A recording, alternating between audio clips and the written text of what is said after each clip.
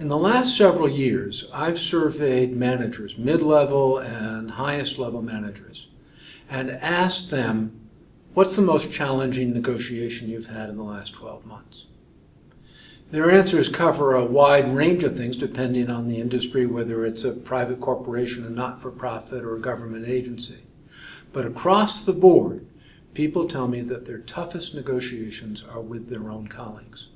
And it's understandable if you think about it, because it's a different kind of negotiation than if you're going out to buy a car. If you don't like the manner or the deal that your car dealer is proposing, you can go down the street to somebody else. Not so if you're negotiating with a colleague. You likely have some kind of history and you probably will have a future together.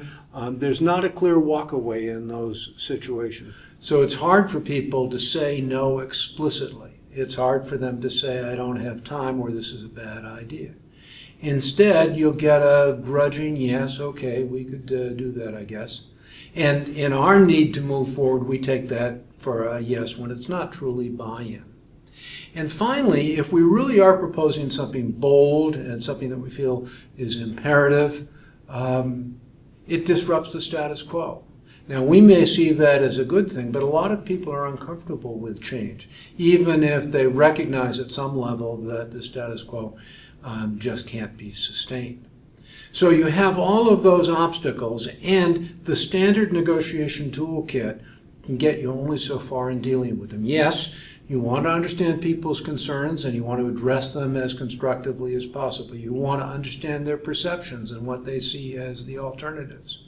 But it's not a matter just of offer, counteroffer, or carrots and sticks. It requires something more.